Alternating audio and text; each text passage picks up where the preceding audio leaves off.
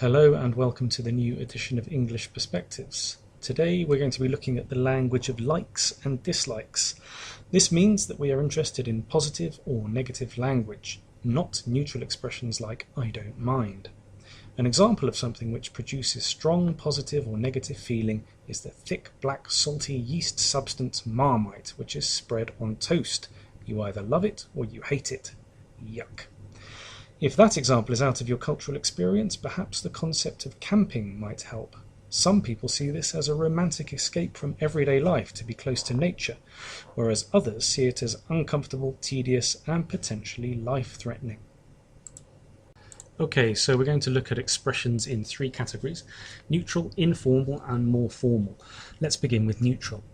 Here we have two very common adjective preposition combinations, keen on and fond of. They both mean the same thing, expressing a liking for something. They can both be modified by the same adverbs, for example, quite, very, and really, and they are both followed by an object, as in, I'm quite keen on apples, or a gerund verb, as in, I'm very fond of eating apples. They can both be used in the negative to express dislike. Here we replace the adverb quite with that. Here is an example from Robbie Williams. I don't wanna die, but I ain't keen on living either. To appeal is a very nice verb to learn in the context of liking things. It literally means to call, meaning to be attractive. The adjective form is appealing. As an example, this beach scene might appeal to a lot of people, but equally others might find it an unattractive prospect and say, going to this beach doesn't appeal to me. In my personal case, I can't stand or bear busy beaches, meaning I have a strong dislike for them. Actually, I might be able to spend a couple of hours on this beach, but then I would be fed up, possibly as much as this guy waiting for his dinner to arrive. Now on to some informal expressions. To be into something is often used for interests and pastimes. For example, I'm really into golf, or maybe even extreme sports. It's also used to indicate romantic preference, such as in the title of this famous film. The idiom to be crazy or mad about something is very clearly demonstrated by this classic song. I'm mad about the boy, and I know it's stupid to be mad about the boy. The 80s group Depeche Mode also had a very strong liking of a romantic kind, which they couldn't get enough of. When I'm with you, baby, I go out of my head, and I just can't get enough, and I just can't get enough. All the things you do to me and everything you say, I just can't get enough, I just can't get enough.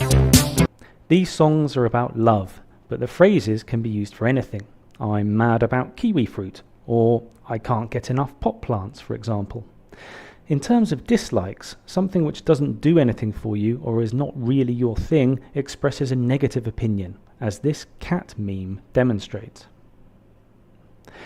To be sick of something is an even stronger version of to be fed up of something, when you just can't take any more.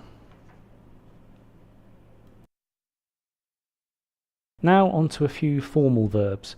I say formal because these verbs are less common in ordinary speech, but perhaps the difference is in the intensity, drama, and even poetry of the feeling expressed. This elevated feeling is present in the use of adore. Oh, how I adore you, sweetheart. To live for something is less poetical, but it expresses a devotion which is certainly romantic, even when its object doesn't seem very likeable. On the side of dislikes, loathe is an expression of intense hatred. I hate you! I loathe you! And so is detest, as seen in this rather classier example. I detest cheap sentiment.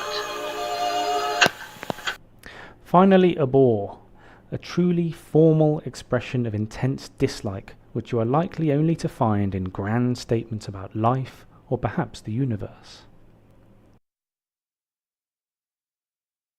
And just to finish, a few words about the adverb really. Really is very easy to use to intensify meaning, when we say I really like it, for example. However, in the negative, the intensity of meaning changes according to the position of the adverb. If we say I don't really like it, the dislike is not intense. Perhaps we can tolerate it, whatever it is. But if we position the adverb before the auxiliary verb to say I really don't like it, then the dislike is much more intense.